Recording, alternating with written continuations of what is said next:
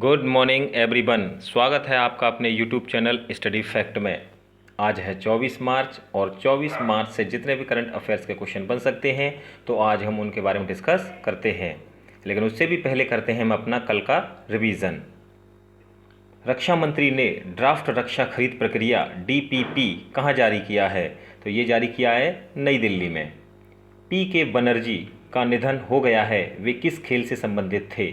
तो वो थे फुटबॉल से संबंधित। किसने अपने हस्तशिल्प विभाग और हथकरघा विभाग को हस्तशिल्प और हथकरघा विभाग में विलय करने को की स्वीकृति दी? तो ये दिए जम्मू एंड कश्मीर ने। कोविड-19 को कवर करने के लिए DBS बैंक इंडिया ने किसके साथ समझौता किया है? तो ये किया है भारतीय AXA बैंक के साथ। ICC डेवलपमेंट अंपायर्स में किस भारतीय महिला को शामिल किया गया है? तो ये किया गया है जननी नारायण और वृंदा राठी को। भारतीय लघु उद्योग विकास बैंक SIDBI जून 2020 में किस शहर से स्वावलंबन एक्सप्रेस शुरू करेगा? तो ये करेगा लखनऊ से। शहीद दिवस कब मनाया जाता है? और ये मनाया जाता है 23 मार्च को। आइए इसी के साथ शुरुआत करते हैं हम अपने आज के करंट अफेयर्स की। तो आज का हमारा सबसे पहला प्रश्न है, प्रधानमंत्री मोदी जी ने कोविड-19 आर्थिक प्रतिक्रिया कार्यबल के गठन का नेतृत्व कौन करेगा? तो ये करेगा निर्मला सीतारमण जी करेंगी। प्रधानमंत्री नरेंद्र मोदी ने वित्त मंत्री निर्मला सीतारमण के नेतृत्व में एक कोविड-19 आर्थिक प्रतिक्रिया कार्यबल के गठन की घोषणा की है। यह नए कोरोना वायरस के प्रकोप से उत्पन्न स्थिति से निपटने के लिए बनाया जाएगा। यह कार्यबल यह भी सुनिश्चित करेगा कि आर्थिक कठिनाइयों को कम करने और उन्हें प्रभावी ढंग से निष्पादित करने के लिए सभी कदम उठाए जाएं। आइए इसी के साथ बढ़ते हैं हम अपने दूसरे प्रश्न की ओर। 7 महाद्वीपों में से प्रत्येक के उच्चतम ज्वालामुखी पर चढ़ने वाले पहले भारतीय कौन बन गए हैं?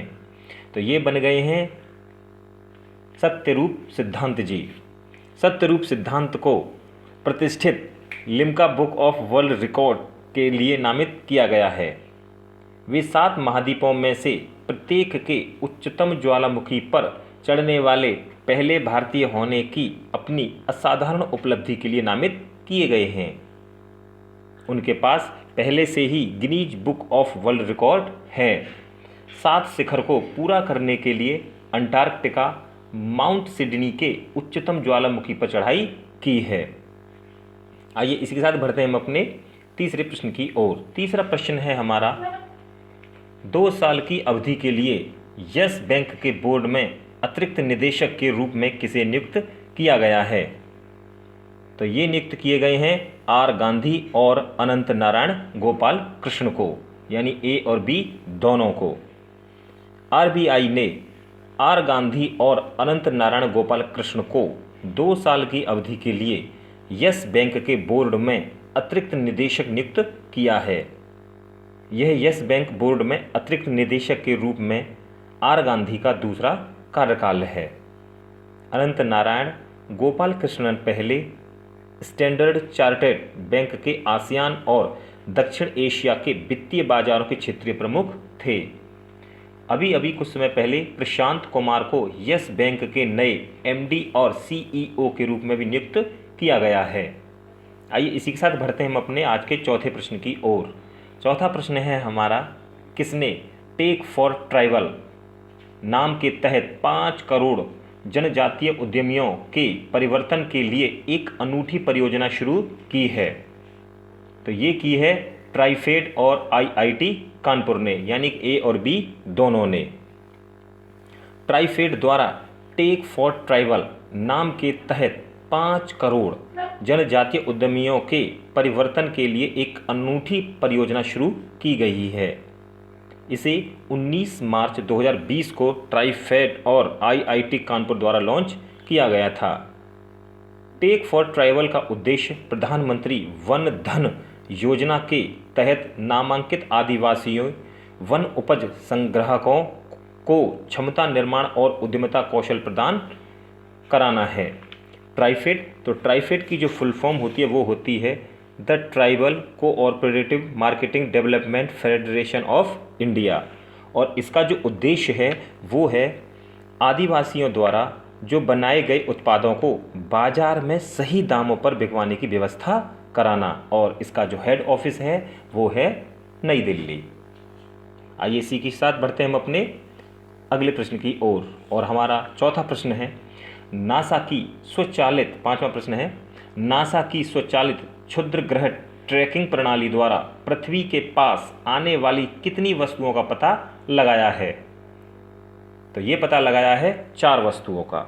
नासा की स्वचालित क्षुद्र ग्रह ट्रैकिंग प्रणाली के निकट 4 पृथ्वी वस्तुओं का पता लगाया है जिनकी ग्रह के पास से गुजरने की उम्मीद है।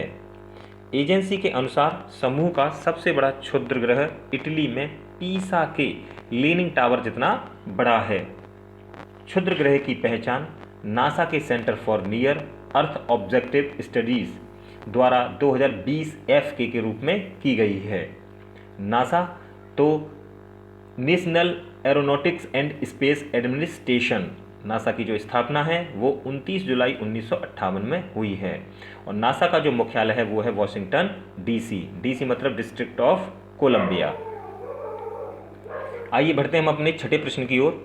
डायनासोर की उम्र का एक आधुनिक पक्षी का सबसे पुराना जीवाश्म मिला है जिसका नाम है, तो इसका नाम है वंडर चिकेन। एक नए अध्ययन की रिपोर्ट के अनुसार डायनासोर की उम्र से एक आधुनिक पक्षी का सबसे पुराना जीवाश्म मिला है।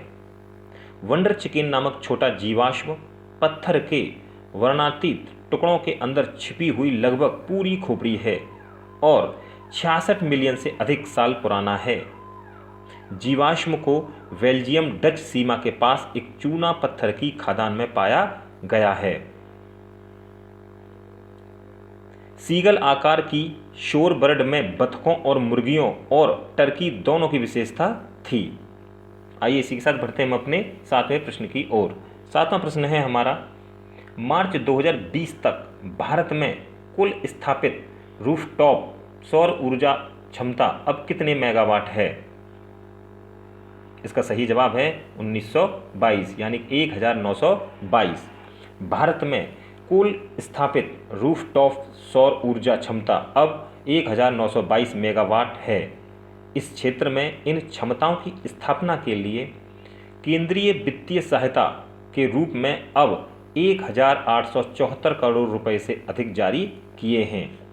देश में 1922 मेगावाट स्थापित किया गया है जिनमें से 346 मेगावाट आवासीय क्षेत्र में स्थापित किए गए हैं।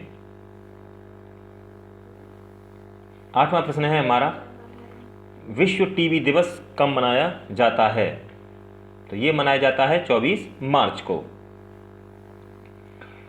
विश्व टीबी दिवस 24 मार्च को मनाया जाता है और 24 मार्च को ग्रामीण डाक जीवन बीमा दिवस भी मनाया जाता है। इसी के साथ आज का हमारे यहाँ करंट अफेयर्स का सेशन समाप्त होता है। पढ़ते हैं कल का प्रश्न।